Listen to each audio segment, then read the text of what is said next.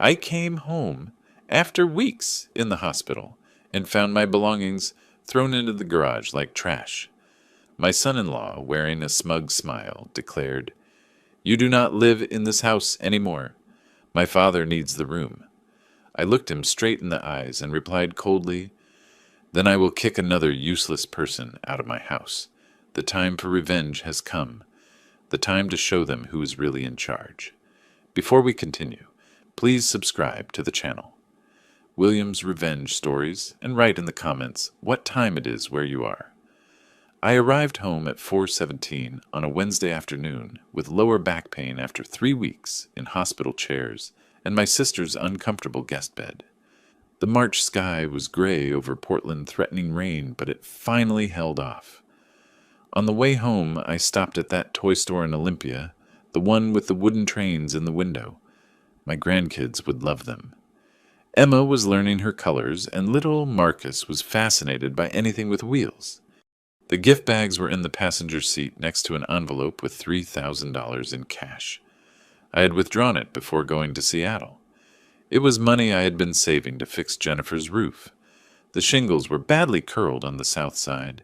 She mentioned it last fall, worried about leaks. That is what parents do. We fix things. We provide. I picked up the bags, carefully tucked the envelope into my jacket pocket, and pulled my duffel bag from the trunk. My knees protested as I straightened up. 64 years means your body keeps score of every decision you have ever made. 3 weeks sleeping in that chair next to my sister's hospital bed had added interest to the debt. The front door was unlocked. I pushed it open with my shoulder and called out, "I am home." "Where is everybody?" Silence was the only answer. It was not the peace and quiet of an empty house, but something denser, expectant. I left the gift bags on the hall table and saw Jennifer's keys in the bowl, Kevin's jacket hanging on the hook. Someone was home.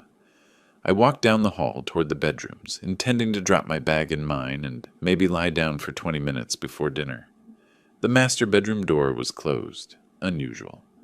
I heard voices inside, low, conversational, pleasant. Instead of knocking, I headed for the garage. I would leave the bag there, first come back for the gifts, and give them a moment to finish their conversation. I opened the garage door and reached for the light switch. Cardboard boxes, dozens of them stacked against the walls, formed narrow aisles in what had been my workshop.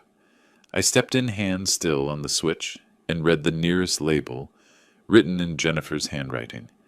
Merle, clothes. The box next to it. Merle, books. Another one. Merle, personal items. My frame photographs, the ones that had been on my dresser for 30 years. Jennifer's kindergarten picture, my wedding photo, my parents' anniversary portrait, piled carelessly in an open box, wrapped in bubble wrap. I picked up Jennifer's kindergarten photo. The glass was broken, a diagonal crack slicing through her gap-toothed smile. I do not remember dropping my duffel bag. I do not remember how long I stood there looking at my life, packed away like merchandise in a storage unit. "You are back," Kevin said behind me.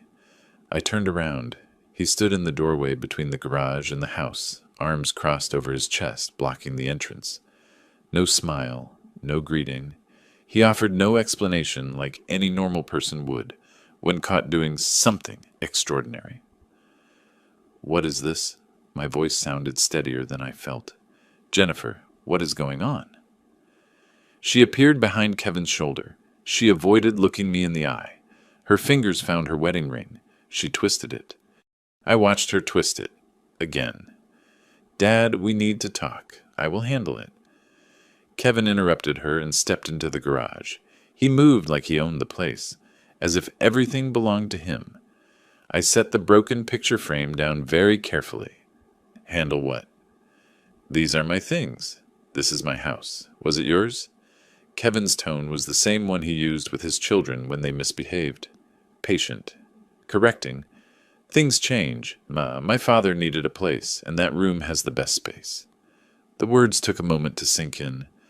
I spent 3 weeks taking care of my sister. "You packed up my life?" "You were not using it," Kevin said with a shrug, a small gesture that conveyed enormous indifference. The room was empty. We made a practical decision. I turned to Jennifer, who was still half hidden behind her husband. Jennifer, tell me you did not agree to this. Kevin handles the house decisions now. She barely whispered it. That is right. Kevin's smile did not reach his eyes. New rules for a new situation. A noise at the door. An older man stepped out of the hallway behind Jennifer, tall, gray-haired, wearing a robe. My robe. He surveyed the garage, saw me standing among the boxes, and gave a faint smile. Satisfied, he turned and went back down the hall. I heard the master bedroom door close. Kevin's father, Harold. I had met him twice before, both briefly. He had seemed arrogant, the kind of man who treated waiters poorly and interrupted conversations. Your father is in my room. He needs comfort. He is 65 and has back problems. That room has the best mattress. The private bath. It makes sense. I reached into my jacket, pulled out the envelope, and offered it to Jennifer. My hand did not shake. I brought money for the roof. I had saved $3,000. Kevin took it before Jennifer could move. He did not even open it. He did not say thank you. He simply tucked it into his back pocket, as if I had given him loose change. Good. We will need it. The garage has electricity. You will be quite comfortable out here. He walked away. Jennifer followed him.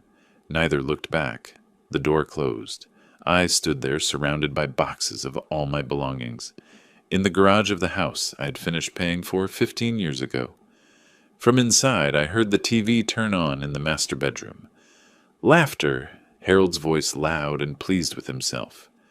I picked up the gift bags from where I had left them by the door and placed them carefully on a box marked Merle Shoes.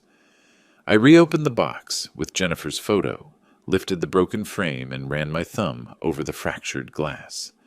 I did not remember it being damaged before packing. Someone had been careless. More laughter came from the bedroom. My bedroom. My TV. My house. I stood in front of the TV and walked to the door leading inside. My jaw ached from clenching it so hard. I needed answers. I needed to understand exactly what had happened while I was sitting by my dying sister's hospital bed, holding her hand through the worst nights, making sure she did not wake up alone and scared. The confrontation lasted 3 minutes. I found them in the living room. Kevin was lying on the sofa. Jennifer was curled up in the armchair while Harold held the remote control like a scepter. I demanded an explanation. Kevin gave me one. The decision is final. I asked Jennifer to look at me, to talk to me, to remember who I was. She studied the rug. Harold chuckled. I went back to the garage. The boxes had multiplied in my absence, or maybe I saw them differently now, understood what they represented. I pulled out boxes until I found my old sleeping bag, the blue one I used for camping with Jennifer when she was little. We had gone to Crater Lake, watched meteor showers, told stories until she fell asleep resting on my shoulder. I cleared a space on the concrete floor, moved the paint cans and gardening tools, and rolled out the sleeping bag. The garage heater was in a corner. I turned it on, heard a click and a hum, and felt a faint stream of warm air. Better than nothing. Through the wall separating the garage from the house, I heard the television voices from some comedy show and then laughter. Harold's laugh was unmistakable, a braying sound that could be heard at full volume. The master bedroom shared a wall with the garage. Every sound leaked through the drywall. The footsteps, the TV, the creak of bed springs, as Harold settled into what had been my bed. I lay on the sleeping bag, still in my travel clothes. The concrete was hard beneath my shoulders. The cold seeped through the fabric. I stared at the ceiling, the exposed beams and the bulb cord, and listened to my family living comfortably in my house without me. Hours passed. The house fell silent around midnight. I did not sleep. Instead, I thought about numbers. The mortgage I had paid for 30 years paid off 15 years ago. Property taxes, insurance premiums. The new furnace 2 winters ago. The roof that needed repair. Every payment, every expense, every cent invested in keeping this structure standing, my money, my labor, my name, on every document. I sat up, found the box labeled Important Documents, and opened it under the dim overhead light. There it was. The deed to the house. The certificate of ownership showing Merle Andrew Bell as the sole owner purchased in 1995. The mortgage satisfaction letter from the bank dated 2018. Utility bills all in my name. I spread them out on an overturned box and examined them like a lawyer reviewing evidence. Jennifer's name appeared nowhere. I had planned to add her eventually. I thought about it every year around tax time, but I hesitated. Kevin had always seemed a bit irresponsible with money.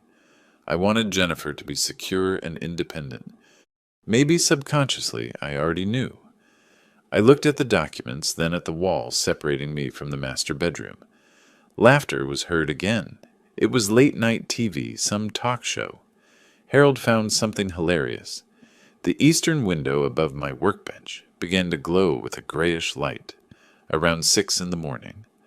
I had spent the night awake, running through scenarios, doing calculations, trying to understand exactly what my legal and moral situation was. I stood up protesting and walked to the door to the house, opening it silently. The kitchen was dark, but I saw a light in the hall. I moved carefully, hoping to find Jennifer alone to talk to her before Kevin woke up and stood between us again. I stopped at the kitchen door. Harold was sitting at the head of the dining table. My spot. The chair I had occupied at every meal since moving into this house. Now he wore a different robe. This one was new, expensive looking. Jennifer had her back to me by the stove making breakfast. The aroma of coffee filled the air. More coffee honey. Harold offered the cup without looking at her. Jennifer filled it immediately, put down the pot, and went back to the stove. I must have made a noise. Harold turned his head. He saw me standing there and watched me with amusement. Well, look who decided to join us. Sleep well. I ignored him, kept looking at Jennifer's back. I need to speak with my daughter. She is busy. It is family breakfast time. Can we talk? Alone, Jennifer's shoulders tensed, but she did not move from the stove. Dad, now is not a good time. Steps were heard on the stairs. Kevin came down, saw me standing in the doorway, and walked past me to kiss Jennifer on the cheek. He did not even look at me, simply sat down next to Harold and grabbed the juice pitcher. You heard him. Let us eat. I stepped into the room, felt the change in the atmosphere, how Kevin straightened up, how Harold set down his coffee cup with a deliberate clink. This is my house. Every word came out precise, controlled. I bought it 30 years ago. My name is on every document. Kevin pulled out his chair and sat with exaggerated casualness. And Jennifer is your daughter. What is yours is hers. What is hers is mine. That is how marriage works. Harold laughed. Looks like someone is upset with the new arrangements. I turned to Jennifer again, forced her to look at me. Jennifer, look at me. Tell me you think this is right. She finally turned, met my eyes for an instant, and then looked away. Kevin knows what is best for our family. His father needs care. Anyway, you travel. I was taking care of your aunt. Harold leaned back in his chair, my chair, and spread his hands magnanimously. Look, boarder, we do not want trouble. You can stay in the garage as long as you follow the house rules. Kevin's rules. Boarder. The word floated in the air. A tenant, a guest. Someone allowed to exist on the margins of his own property. I watched them one by one. Kevin confident and cruel. Harold openly disdainful. Jennifer unable or unwilling to defend the man who had raised her alone after her mother died, who had worked double shifts to pay for her college, who had watched her children every weekend for 5 years. House rules. In my house, Kevin smiled. Our house now. I turned and walked back through the kitchen, crossed the door, and entered the garage. I did not slam it. I closed it carefully with precision, like when you close something you have already decided on and do not need a dramatic gesture. The documents were still scattered on the box where I had left them. House deed, mortgage, satisfaction letter, utility bills, all in my name. I picked up my phone and searched through contacts until I found the one I needed. I had not called yet. I sat there on the overturned box, phone in one hand, looking at the papers proving ownership and then at the house visible through the window. Laughter coming from the master bedroom was heard again, a morning show of some kind. Harold was enjoying his comedy. They thought I was weak. They believed I would accept it. They had forgotten something important about the man they had just exiled to his own garage. I built this life from scratch. I spent 40 years learning how structures work, how to identify weaknesses, how to dismantle something without it collapsing until you want it to collapse. I knew exactly how to undo what I had created. My finger hovered over the contact name. Not yet. First, I needed to understand everything they had done, know every detail, every piece they had moved while I was away. Then I would start making calls.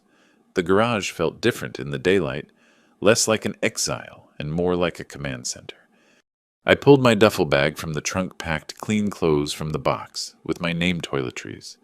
From another, all methodically, in view from the window facing the kitchen. I wanted them to see me packing. The front door opened just as I put the bag in the car. Kevin came out and watched me work. He did not offer help or ask questions. He simply watched, arms relaxed at his sides, waiting to see what I would do. I closed the trunk and walked to where he was blocking the driveway. "I am going to a motel. Make room for me." His expression changed, a relief barely disguised as concern. That is probably for the best. Less tension for everyone, especially for the grandkids. Yes, the grandkids. He said it as if he had forgotten they existed until I mentioned them. Jennifer appeared behind him, still in her robe, although it was past 9. She followed me to the car, her slippers scuffing the driveway concrete. "Dad, you understand, right? Kevin's father has health issues." I loaded the last bag without looking at her. "I understand everything now. I knew you would understand. You are always so reasonable." Reasonable? The word had a bitter taste. I was reasonable for 64 years. Reasonable when her mother died and I raised her alone. Reasonable when Kevin lost his 3rd job and I paid their mortgage for 6 months. It was reasonable that they asked to move in temporarily 5 years ago, and that temporary arrangement became permanent. I drove away, watching them in the rearview mirror. Kevin had his arm around Jennifer's shoulders. Both looked relaxed, victorious. The budget motel on 82nd Avenue was not very pretty. The carpet was older than my grandchildren, the air conditioner made a horrible noise, and the parking lot needed renovation.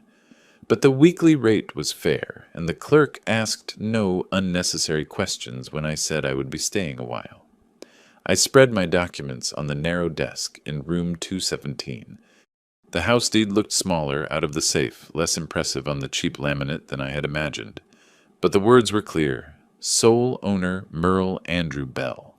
Purchase date April 12th, 1995. 30 years ago, I was 34. Jennifer was 6. My wife was still alive. My old wallet was at the bottom of the document box. The leather was cracked and faded. I opened it more out of habit than hope. Behind an expired Costco card and a photo of Jennifer at her high school graduation, I found it. The safety deposit box, key small and brass, attached to a paper tag with my account number. The Wells Fargo branch downtown still had the same marble floor I remembered from when I opened that box 20 years ago. Security protocols had been updated. More cameras, more forms. A young employee scanned my ID 3 times before taking me to the vault. "Long time no see, Mr. Bell. Is everything okay?" I pulled the long metal box from its slot and felt its weight. "I just need to review some documents to make sure everything is in order. It is a good idea to keep copies. You would be surprised how many people lose important documents. I do not plan on losing anything." Inside the original deed to the house with its embossed seal, the title insurance policy, and the mortgage satisfaction letter from 2018. I remember that day when I made the last payment, feeling like I was finally free from the weight of 3 decades of monthly checks. I had invited Jennifer and the grandkids to dinner to celebrate. Kevin did not come. He had a work obligation he could not miss. The FedEx office on Burnside had better lighting than the motel. I spread everything out on the counter.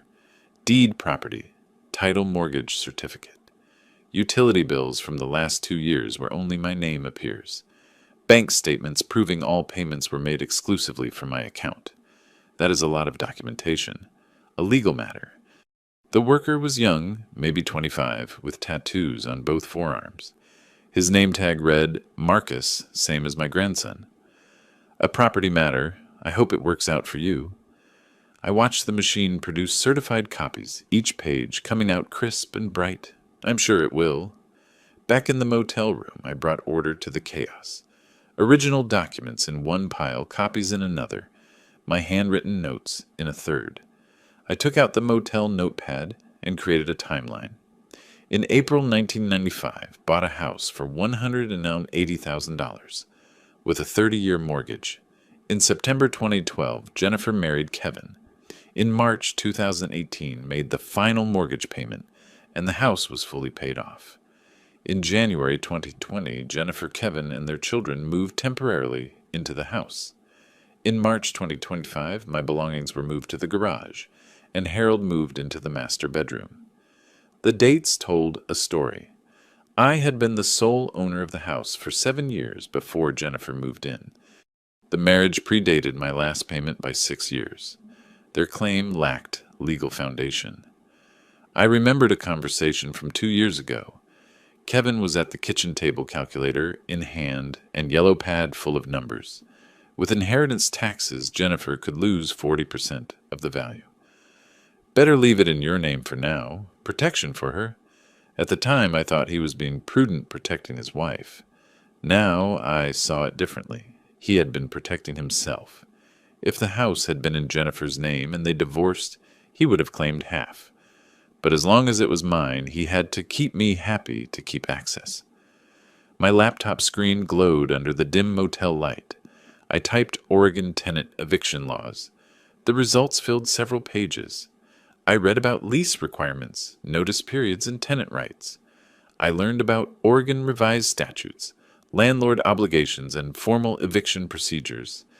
I took notes in the margins of printed articles, highlighting relevant sections, and building my arguments step by step. They were not tenants. There was no lease agreement. No rent had ever been collected. They were occupants, family members I had allowed to stay. That changed everything.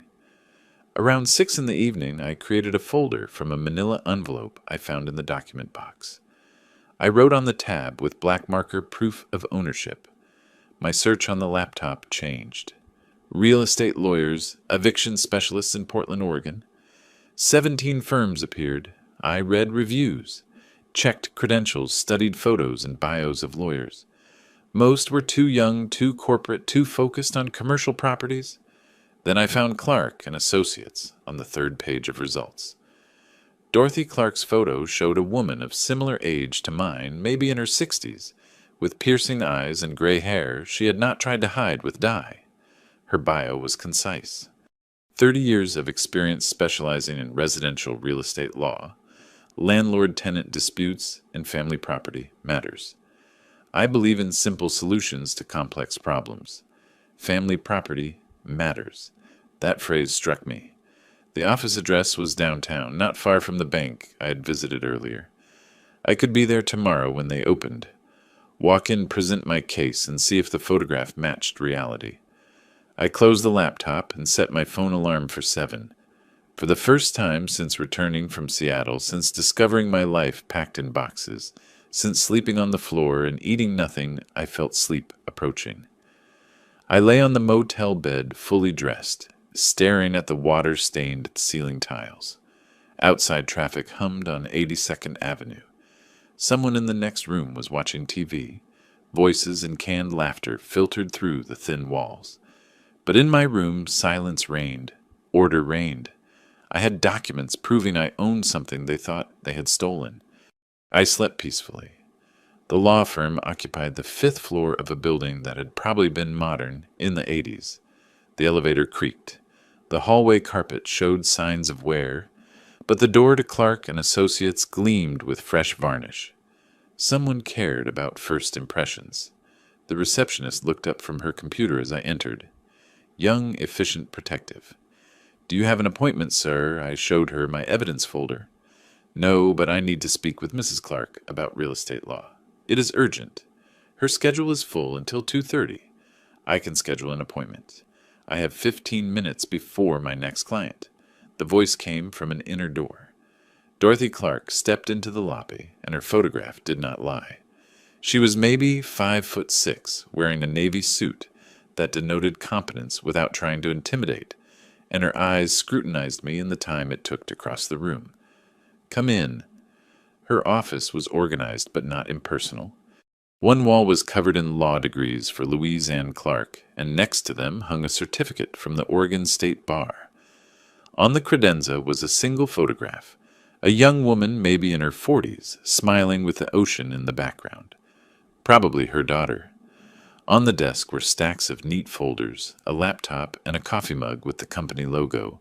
She pointed to a leather chair opposite her desk, sat in hers, and leaned forward slightly. "Tell me the situation, just the facts. Who owns what? Who lives where? What happened?" And when I started explaining about Jennifer, how I came home and found, "Let us start with the property. When did you acquire it? Is anyone else on the title?" Her interruption was gentle but firm. She wanted foundations, not emotions. "I bought it in 1995 and paid it off in 2018. Only I have access to everything. Does your daughter live there now, with her husband, her children, and now her father-in-law? They moved my things to the garage while I was caring for my sister."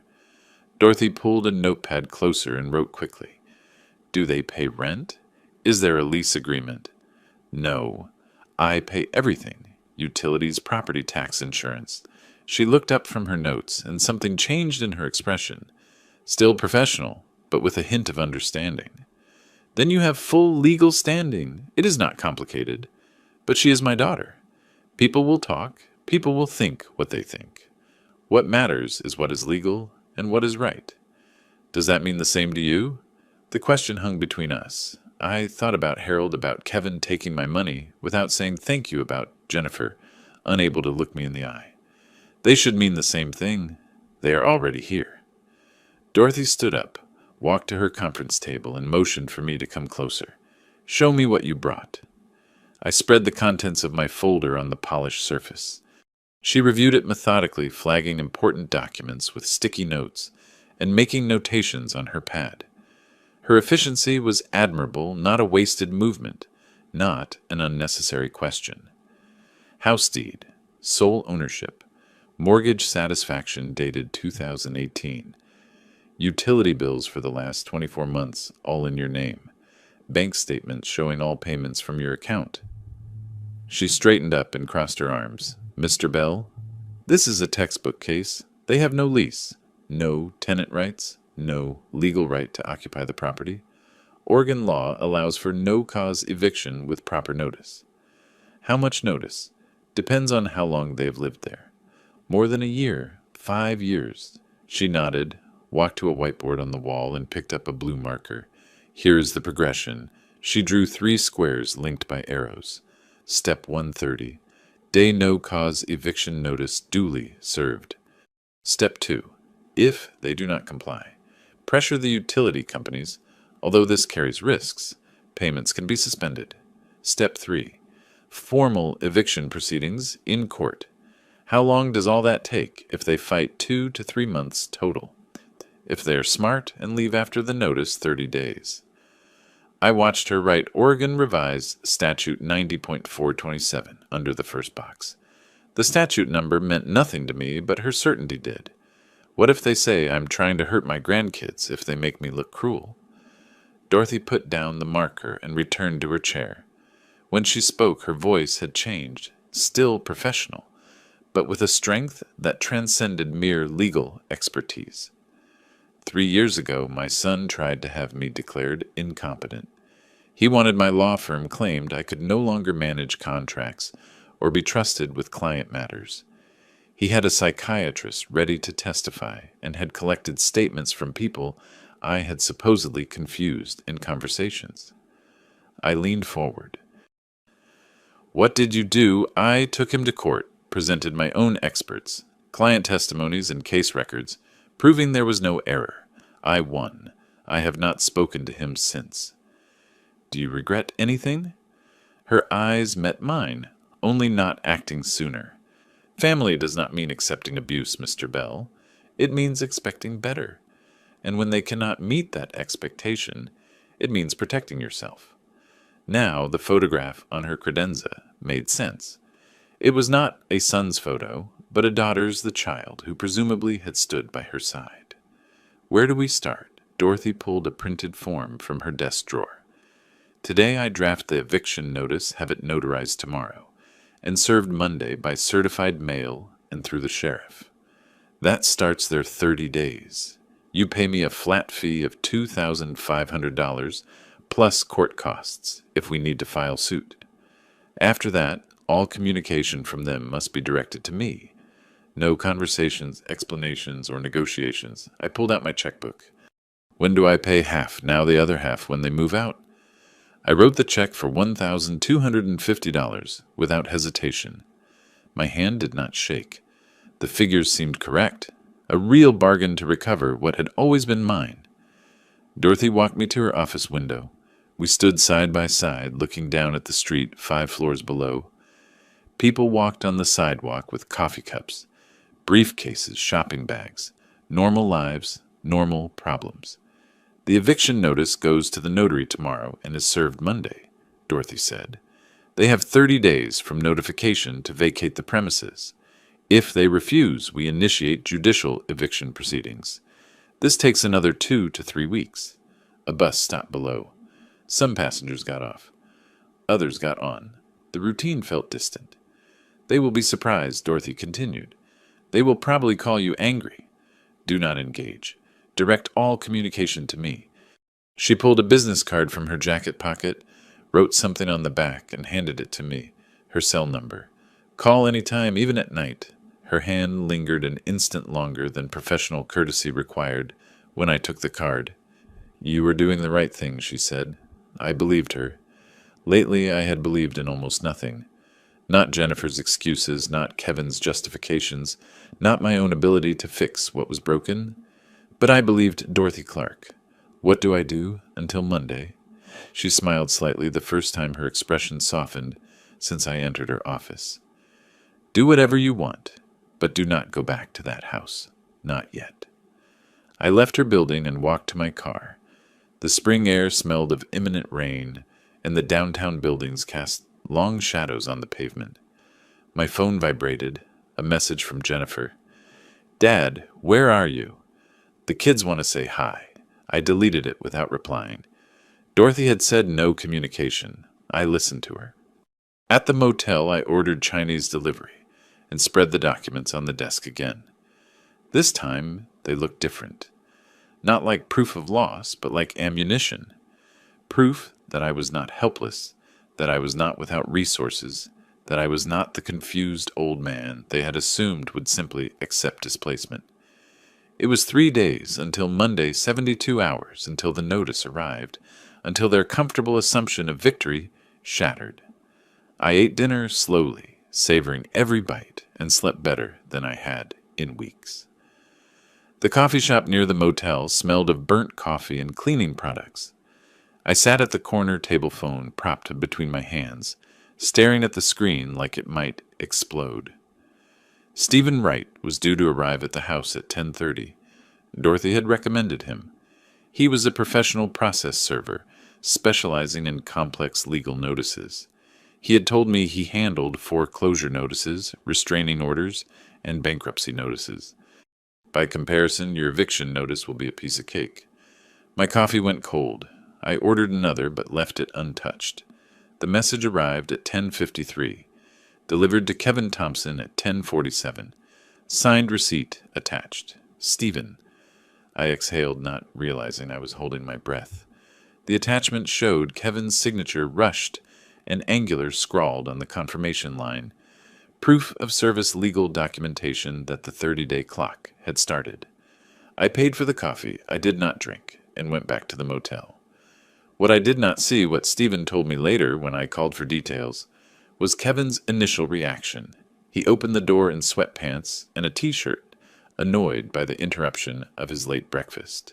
Legal notice for the occupants of this residence. Kevin glanced at the paper and then laughed. This is a joke, right? That old man really thinks. Sign here, please. Stephen interrupted, holding out a pen. Whether you consider it valid or not does not affect the legal deadline. Kevin had signed, still smiling sure of his dismissal. Stephen said he heard Kevin read the notice aloud to someone inside, voice thick with theatrical mockery. A 30-day eviction notice. He is crazy. That confidence lasted about 4 hours. My phone rang at 3:15. Unknown number, I answered cautiously. Mr. Bell? This is Dan Richardson, a friend of Kevin Thompson. He just showed me the eviction notice you served. And it is legitimate. Completely legal. I wanted to call to suggest we discuss terms before this moves forward. There are no terms. The notice stands. Mr. Bell, I understand you're upset, but I hung up. Kevin arrived at the motel at 7 in the evening. I heard him before I saw him. Heavy footsteps on the exterior walkway. A deliberate stomp, the kind that seeks to intimidate. He pounded on my door with the side of his fist. I opened it, but did not invite him in. He stood in the doorway, forced to have this conversation where other guests could hear. Merle, come on. Let us talk about this like adults. The dialogue is over. Your daughter, your grandkids. Would you really kick them out? I am going to enforce my property rights. You have 30 days. His face changed. The mask of reason fell away. If you do this, you will never see those kids again. Never. I remained calm. Then after May 2nd, you will never see the inside of that house again. It is your decision. My father has health issues. You know that. Then find him suitable housing. That is not my responsibility. Kevin stepped closer. Do not come back. Jennifer will hate you for this. Jennifer made her choice when she let you pack my things without telling me. He stared at me, looking for some weakness, finding none. Then he turned and walked away, every step deliberate on the concrete. I closed the door. I sat on the bed. I waited. The call came 90 minutes later. Jennifer's name on the screen. Dad, please. Her voice was broken by tears. The kids are asking why Grandpa is making us leave. Jennifer, I can hear Kevin giving you instructions. Pause. Kevin's voice in the background, almost a whisper. Tell him about their school. Put the phone on speaker. Kevin, are you there? Shuffling sounds. Then Kevin's voice clear and cold. We are not leaving. Force us out and see what happens to your reputation. My reputation is dedicated to myself. See you in 30 days. Someone grabbed the phone. Harold's voice came on sharp and venomous. Senile old man. Do you think you can... I hung up mid-sentence. The phone rang immediately. It was Kevin's number. I did not answer. Rang again. I declined the call. Third time. Declined. A text message arrived. You just made the biggest mistake of your life. Deleted. Another message from Jennifer. How could you do this to your own family? Deleted. My phone buzzed with a notification. Facebook. Jennifer had tagged me in a post. I opened the app, something I rarely did. There was a photo of Emma and Marcus, both looking at the camera, with exaggeratedly sad expressions. The caption read, My heart aches because my grandfather is forcing my children out of their home. Please pray for me. Already 3 comments. I'm so sorry, Jennifer. Praying for you and the babies. Families should support each other, not tear apart. I closed the app and stared at the ceiling. I knew this would happen. Dorothy had warned me, but seeing it reading strangers, judging with only half the story, hurt more than I had anticipated. My phone rang again. This time, it was Dorothy's name. I answered. Did you see Jennifer's post? Dorothy's voice came through clear, concerned, but not alarmed. Background noise suggested she was still in her office despite the hour. Just now. This is standard procedure. Make the other side look like the villain. Do not engage. I sat up in bed. People I have known for years are commenting, calling me heartless. They do not know the whole story. You cannot win a trial on social media, Merle. Stay silent. How long will this last? Until they realize it does not work, or until the 30 days are up, whichever comes first. She was right. I knew she was right. But knowing it did not make it easier. The next morning, I checked Facebook despite my reservations. Jennifer's post had gone viral overnight. Now it had 17 comments. Former colleagues from the architecture firm where I worked for 30 years. Neighbors from the street where I have lived since Jennifer was 6. Mrs. Patterson, who lives 3 houses down. This breaks my heart. Poor babies. A new post appeared while I was looking. A photo of Harold sitting in an armchair looking frail and worried. Jennifer's caption facing homelessness at 65 with severe health issues. Where is the compassion? I closed the app and threw the phone on the bed. Wednesday morning, the motel front desk called my room. Mr. Bell, there is a certified letter for you. The envelope was from Martin Webb, attorney at law. The return address was a strip mall on 22nd Avenue. I opened it in the parking lot. Dear Mr. Bell, I represent Kevin Thompson, Jennifer Thompson, Harold Thompson, and minors, Emma and Marcus Thompson. Your attempt to evict my clients constitutes abuse against Mr. Harold Thompson and endangers the welfare of minors by creating housing instability. I read it twice. The accusations were baseless. I knew that even without legal training, but the words hit me anyway. Elder abuse, child endangerment, constructive eviction. The letter made me sound like a monster. I called Dorothy from the car. It is pure posturing, she said after I read her the relevant parts. Webb is a small-time lawyer, trying to intimidate you into backing down. The notice stands. But what if there is no room for doubt? The law is the law. Everything else is gossip. I wanted to believe her. I tried to cling to her certainty. Thursday afternoon, I needed to buy food, basics, bread, milk, coffee, the kind of shopping you cannot avoid even when you would rather hide in a motel room. The Fred Meyer on 82nd Street was crowded for a weekday. I grabbed a cart and went to produce. I picked apples and headed for the dairy section. Merle. Mrs. Patterson was near the bananas, her cart half full. We had been neighbors for 20 years. She brought casseroles after my wife passed. She watched Emma and Marcus, occasionally when Jennifer needed help. Hello, Nancy. She looked at me in a way I had never seen before. Cold. What a disappointment. I saw what Jennifer posted. Poor kids. There is more to this situation than... I never thought you would be that kind of grandfather. I just never imagined it. They moved into my house and she was already walking away, shaking her head. There's always another way. Always. I stood there, hand on the cart handle, surrounded by people buying vegetables and going about their normal Thursday afternoon lives. I left the cart in the aisle and walked out. Back at the motel, Dorothy's message awaited me. We need to talk, not about the case, about you. Coffee tomorrow? I stared at the message for a long time. Reply. I am not sure it is necessary. Her reply was immediate. Yes, 1 o'clock. The cafe. On Hawthorne, near 35th Street. Please. I accepted because I did not have the strength to refuse. The cafe was quiet, tucked between a bookstore and a vintage clothing shop. Dorothy was already there when I arrived, sitting at a corner table with 2 cups of coffee in front of her.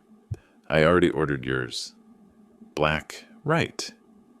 How did you know you strike me as a person who does not complicate life unnecessarily? We sat in silence for a moment. I took a sip of coffee. It was good. Better than the motel or the hotel chain I used to frequent. Maybe everyone is right, I said finally. Maybe I am being cruel. Dorothy set her cup down carefully. Tell me something. When your daughter let her husband pack your things, was that a kind gesture? No. But when they gave your room to his father without asking, was that a respectful gesture? No. Then why do you question yourself? I had no answer. Dorothy leaned back and watched me for a moment. When she spoke again, her voice had a different tone. 3 years ago, my son brought a psychiatrist to my office. He said I was showing symptoms of dementia and wanted to evaluate my mental capacity. I looked up. Your own son. He needed me incompetent to take over my practice. He had already spoken to 3 of my partners about a seamless transition once I was declared unfit. What did you do? I fought. I hired my own experts, submitted my files, proved my competence before a judge. I won. She paused. I lost him, but I kept my dignity and my business. Do you have regrets? I regret that he forced me to choose, but I do not regret choosing myself. The calf was warm, even though it had started raining outside. A young couple sat near the window, laughing over a phone. Life went on as normal around us. And if I lose them all? I asked quietly. Dorothy reached across the table. Her hand covered mine, warm and firm. Then you find new people, better people, people who do not mistake your kindness for weakness. I looked at our hands. I had not held a woman's hand in years, not since my wife passed 12 years ago. This was not the same as simple comfort. It was like a partnership, as if someone was standing beside me instead of watching from a distance.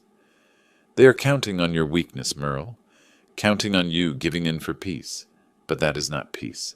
That is surrender. And you will spend the rest of your life living in a garage, wondering why you let them win. The rain drummed harder against the window. Neither of us moved our hands. The notice stands, I said finally. It was not a question. The notice stands, Dorothy confirmed. Her hand stayed where it was. I turned mine, letting our fingers interlace properly. We sat like that while it rained and the coffee went cold. And for the first time since that encounter at the supermarket, I felt less alone. Outside, the world might be judging me. On the internet, strangers might label me heartless. But here in this quiet cafe with this woman who understood betrayal, as only one who had lived it, could I felt something I had not felt in weeks. I felt certainty. Dorothy spread the utility bills on the conference table like a dealer showing her cards. Electricity, water, cable, internet. My name was on the header of every account. They are living in your house at your expense, she said, tapping the cable bill with her pen. It is time to cut the payment. We were 2 weeks into the 30-day notice period. Jennifer's Facebook posts continued. Photos of the kids doing homework at the kitchen table. Messages about persevering in the face of a family crisis. Kevin had not responded to my calls or messages since the eviction was served. They were dug in, treating the eviction as a mere threat.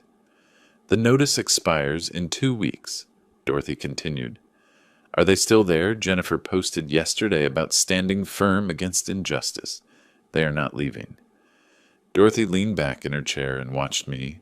Then we increased the pressure. Cable. Internet. Reduce their expenses. All legal. You are the account holder and are preparing to sell. Companies do not care about family drama. How long does it take? Cable disconnection takes 48 hours. Reducing the electric bill takes about a week to process the paperwork. She opened something on her laptop and turned the screen toward me. You cannot cut electricity completely. Safety regulations. But you can request a reduction to minimum service. Enough for the refrigerator and basic lighting. Nothing for entertainment or comfort. I thought about Kevin and Harold watching sports in my room. The kids watching cartoons on their tablets. Jennifer running the dryer 3 times a day because she never learned to organize laundry well. Do it, I said. Back at the motel, I called the cable company first. I put them on speaker so I could take notes. Old habit from architecture meetings where every detail mattered. May I ask the reason for disconnection change of residence? I no longer live there. Will anyone else be taking over the account number total disconnection? I can process it in 48 hours. You will receive a confirmation email shortly. The electric company was more complicated. The representative questioned my request for minimum service. They suggested I simply transfer the account to the current occupants. I explained that the property is in dispute and will be reduced to the legal minimum until resolved. The legal minimum required a refrigerator, a stove, and 1 lamp per room. No heating allowed beyond what was necessary for pipes. No air conditioning allowed. No entertainment systems. The confirmation email arrived that evening. Service reduction effective in 5 business days. I photographed everything. Confirmation emails. Receipts of service changes. I created a spreadsheet with dates, times, and account numbers. My architect's precision applied to legal warfare. Dorothy called that night. How did it go? Cable cut Friday. Power goes down next Wednesday. Good. Now we prepare the next phase. She paused. Have you thought about listing the house for sale, maybe? Maybe not. But preparing the listing, getting photos, and drafting MLS documents sends a message. It shows you are serious. We met a real estate photographer on Saturday. He took exterior shots while I waited in the car, not wanting to risk running into the family. The house looked beautiful in the afternoon light. The garden I had tended for 30 years. The new gutters I installed 2 summers ago. The painted frames Jennifer once praised. When do you want this published? The photographer asked, showing us images on his laptop. I looked at Dorothy. She nodded slightly. Not yet, I said. I will let you know in 10 days. The internet went down Friday afternoon. Kevin called an hour later, voice tight with rage. What did you do? The internet is gone. I disconnected services at my property. You cannot just. The kids need internet for school. You have 13 days to find a new residence with internet. I suggest you start looking. This is illegal. I'm going to cut the utilities. Consult your lawyer. I am the account holder. I can modify or cancel any service I'm paying for. He hung up without another word. Jennifer called that evening. I heard the kids crying in the background. Their voices were high and panicky like when routine breaks. Dad, please. The kids cannot do their homework. The power supply is at safety minimum. The refrigerator works. Basic lighting works. For anything else, you need to open your own account. We cannot afford it. Then perhaps you should consider that the housing I provided was not as onerous as Kevin made it seem. Silence, then quietly. Mom would be ashamed of you. The words hit me heavy in my chest. I expected them prepared for them, but hearing them still hurt. Your mother taught you better than this, Jennifer. She would be ashamed of how you treated me. I hung up before she could respond. 2 days later, Dorothy and I were at the photographer's studio reviewing house photos. He did an excellent job. Professional staging, perfect lighting. The property looked worth $20,000 more than market value. Send this to Kevin, Dorothy suggested. No words, just the photos. I hesitated only an instant. I pulled out my phone, selected the 12 images, forwarded them to Kevin's number. 3 dots appeared instantly. Kevin was typing. Then they stopped. Started again. Stopped again. No message arrived. Dorothy's hand found mine on the desk. Her fingers were warm. Relax. He knows now, she said softly. He knows you will really do it. We stared at my phone screen, waiting for a reply that never came. The silence felt louder than any of Kevin's threats. Outside the window, Portland went about its routine. It is Tuesday afternoon. Cars pass. People walk their dogs. Life went on while I dismantled mine, piece by careful piece. But Dorothy's hand stayed where it was, and that gave me a more solid feeling than anything I had lost. Dorothy closed her office door, something she had never done before. Usually we left it open during meetings. Professional courtesy, nothing to hide. She sat next to me on the leather sofa instead of across the desk. I have a practical solution to discuss. Her tone was cautious, calm. She knew I would resist. About the case, about where you were living. She pulled out her phone and showed me photos of a small house. Cream siding, red front door, garden with late-blooming tulips. I have a rental property, Selwood area. The current tenant moved out last month. That is nice, but I can manage the motel. Murrow. I've been to that motel. It smells like disinfectant and sadness. The house is empty. Use it. I cannot accept that. This is not charity. It is practical. She looked me straight in the eye. I cannot have my client depressed when he needs to be sharp. The house was 15 minutes from her office, tucked away on a quiet street where maple trees met to form a canopy. Dorothy unlocked the front door and I stepped into sunlight. Authentic warm light pouring through windows without thick curtains blocking parking lot lights. 2 bedrooms. Renovated kitchen with white subway tiles. Hardwood floors that creaked pleasantly underfoot. A back door led to a small garden with raised beds ready for planting. I stood in the living room, feeling my shoulders drop for the first time in weeks. This is too much, Dorothy. It is a house. Empty houses deteriorate. You would actually be helping me by keeping it occupied. I will insist on paying rent. Agreed. Pay me when you sell your house, and this nightmare is over. Until then, consider it case expenses. I almost smiled. That is not how case expenses work. I am the lawyer. I decide how they work. We loaded my belongings at the motel. 2 suitcases, a box of documents, my laptop, backpack. Everything I owned fit in her trunk. She drove, would not let me use my own vehicle, mentioning something about papers I needed to sign at the bungalow. Unpacking took 20 minutes. Dorothy knew where everything should go without asking.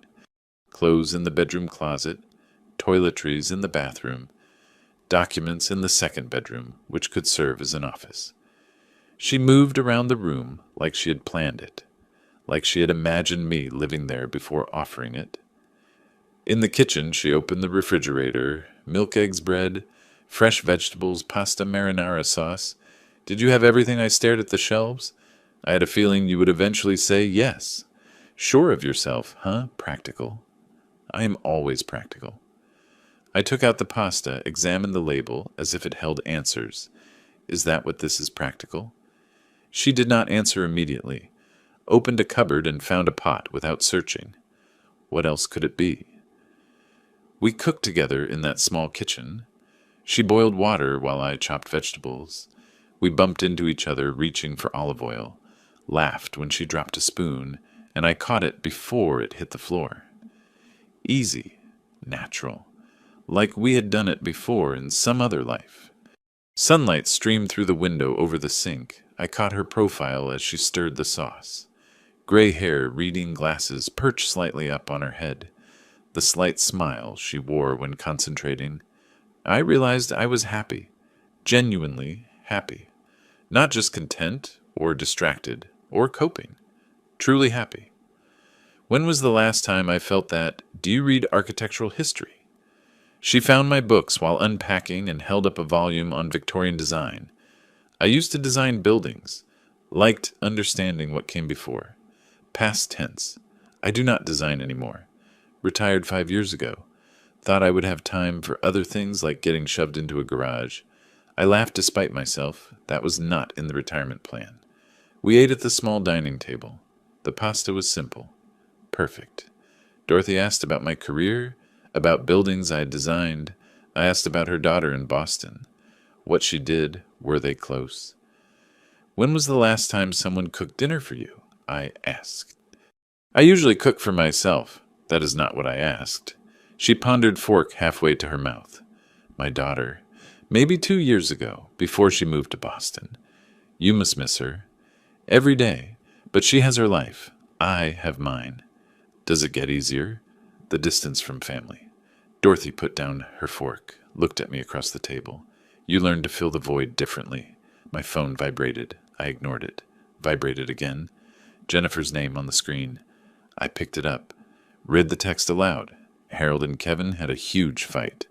The kids are scared. Please reconsider. Dorothy read it over my shoulder, said nothing, just squeezed my hand where it rested on the table. We washed dishes together. She scrubbed. I dried. The window over the sink overlooked the garden. Twilight dyed the beds purple.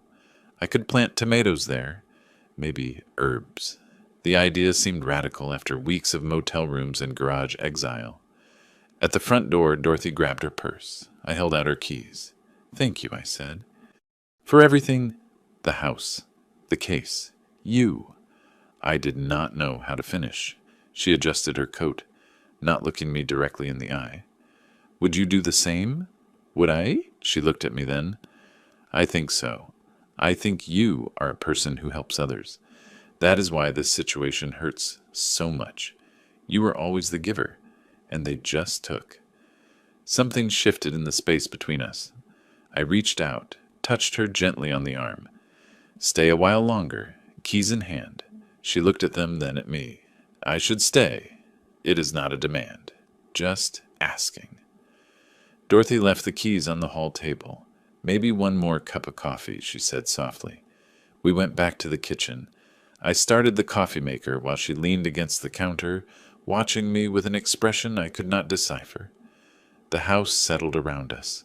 The creak of floorboards, the hum of the refrigerator, the distant bark of a dog 3 houses down.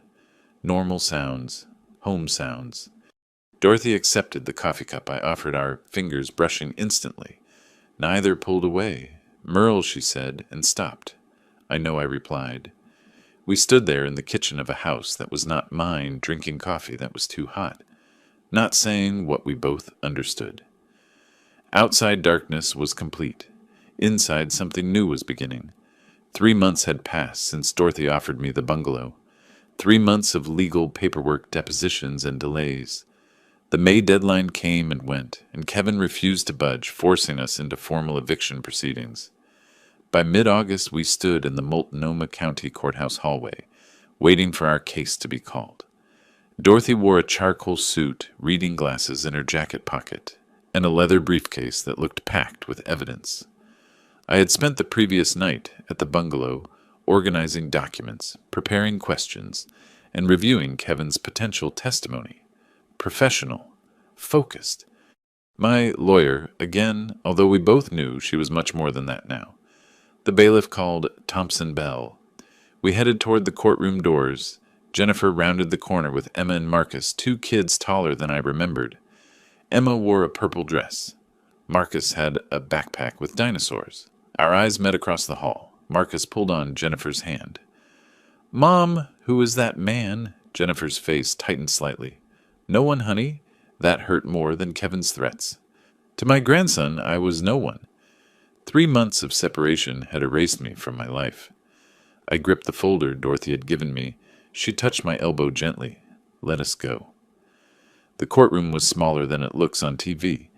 Judge Maria Martinez presided, a woman in her 50s with a piercing gaze and no patience for theatrics. Dorothy had taught me that, having researched every judge on rotation. Martin Webb sat at the defense table, his suit ill-fitting and his presentation disorganized. Kevin beside him looked confident. Harold had not arrived yet. We took our seats at the plaintiff's table. Dorothy arranged her materials with precision. Webb stood for opening statements. "Your Honor, my clients are victims of retaliatory eviction perpetrated by a bitter and vindictive man who cut off basic utilities to exclude his own daughter and grandchildren." Judge Martinez looked up from her notes. "Mr. Webb, this is a property dispute, not a family matter. Focus on legal standing. But the emotional context, the legal context counselor who owns the property." Webb fumbled through his papers. "Well, technically the plaintiff, but moving on from there." Dorothy stood slowly and placed a single document on the projector. The original 1995 house deed. My name engraved on the title. She let it speak for itself before she did. "Your Honor, the facts are clear. Mr. Bell is the sole owner of the property in question. He purchased it 30 years ago and paid off the mortgage in 2018. In March 2025, upon returning from caring for his sick sister, he found his belongings stored in the garage of his room occupied by Mr. Kevin Thompson's father, without his permission or prior notice." She clicked through slides. Each was irrefutable proof in Kevin's case bank statements, showing 30 years of payments. Utility bills from the last 2 years, all in my name. The eviction notice, duly notarized, was served on April 15th. Photos of my belongings packed in the garage, with date and time stamps to prove it. And the family's response to the eviction notice, asked Judge Martinez. They ignored it completely and filed this frivolous counterclaim alleging constructive eviction. The judge arched an eyebrow. After constructively evicting him from his own room, Webb called Kevin to testify. My son-in-law approached confidently and settled into the stand as if his presence were doing everyone a favor. Webb asked soft questions about family relationships and cohabitation, Kevin explained that I had invited them to stay, that the idea was for it to be permanent, and that cutting their utilities had been deliberate cruelty. Then Dorothy stood for cross-examination. "Mr. Thompson, how much rent did you pay Mr. Bell monthly?" "We had a family agreement. Yes or no?" "Paid rent." Kevin clenched his jaw. "No, but—" "When you moved your father into Mr. Bell's room, did you ask for permission?" "He was in Seattle. We needed to." "Permission, yes or no?" "No." "When you stored Mr. Bell's belongings in the garage, did you notify him beforehand?" Long pause. Kevin looked at Webb, but found no solution there. "No." Dorothy presented manila folders in sequence like dealing cards. Stephen Wright's notarized affidavit regarding Kevin's initial mockery upon receiving notice. Phone records showing Kevin's threatening calls after notice. Email confirmations of utility disconnects. All requested by the account holder, me. I was called to testify. Dorothy's questions were gentle but devastating in their simplicity. "Mr. Bell, when you returned from Seattle, where did you sleep the first night? In my garage. On the concrete floor. In the house you had owned for 30 years. Yes. Did anyone apologize? No. My son-in-law told me those were the new rules." The courtroom was silent, save for the stenographer's typing. Judge Martinez reviewed the documents Dorothy had presented calmly. Kevin whispered something urgent to Webb. Jennifer sat in the gallery, weeping silently into a tissue. The judge looked up. "This court finds absolutely no merit in the constructive eviction claim. Mr. Bell is the sole owner. The defendants are illegal occupants without lease or payment, who denied the owner access to his own home. The original eviction notice stands. The defendants must vacate within 7 days and pay the plaintiff $8,500 in court costs, plus $5,000 in damages." Harold burst into the courtroom late as usual. He caught the end of the sentence. "This is outrageous. We have nowhere to go. Mr. Thompson, father, sit down, or I will hold you in contempt. Bailiff, please." Harold instead stormed toward the exit. "This whole system is corrupt." The bailiff tried to stop him, but the judge waved him off. "Let him go. The ruling stands." Kevin stood stunned. Webb gathered his papers. Defeat was reflected on his face. Jennifer stood, took her children's hands, and walked to the doors without looking at me. Outside on the courthouse steps, Dorothy finished a call with her office, while I watched Kevin help Harold into the car. The old man was still ranting and gesturing wildly. Kevin looked beaten, defeated. Jennifer buckled the crying children into the back seat. She glanced back once and saw me standing there. For an instant we were father and daughter again. Before Kevin, before the house, before everything fell apart. Then Kevin called her name sharply, and she got in the car. They drove off. Dorothy joined me and took my arm. "You won." I did not feel like I had won. "I know what you were thinking," she continued softly. "Winning in court is not the same as winning in life." I nodded, but sometimes protecting yourself is the only victory that matters. You will have time to rebuild other things. She did not say, "Let us rebuild together," but it was there implied in the way her hand rested on my arm. We walked together to her car. The courthouse clock read 3:15. In 7 days, the house would be mine again. Completely mine. The keys still work. I never changed the locks. It had not been necessary. The house had always been mine, legally if not physically. I stood in the entryway, breathing air that smelled different, stale like windows closed for too long. Dorothy parked behind me in the driveway, her car loaded with boxes from the bungalow. My belongings finally back home. The living room was empty, not just of people, but of everything. The family photos that hung on the walls were gone. Jennifer's decorative pillows, the kids' toys scattered in corners, Kevin's sports memorabilia on the mantel. All gone. The space felt empty but intact. They had taken what they could, but left no destruction in their wake. I walked through every room methodically. In the master bedroom, only the furniture I had bought 30 years ago remained rescued from the garage where they had cornered it. The children's rooms were completely empty. Not even a forgotten crayon on the floor. No trace of Harold anywhere. In the kitchen, a yellow sticky note on the counter caught my eye. The handwriting was Jennifer's, rushed but legible.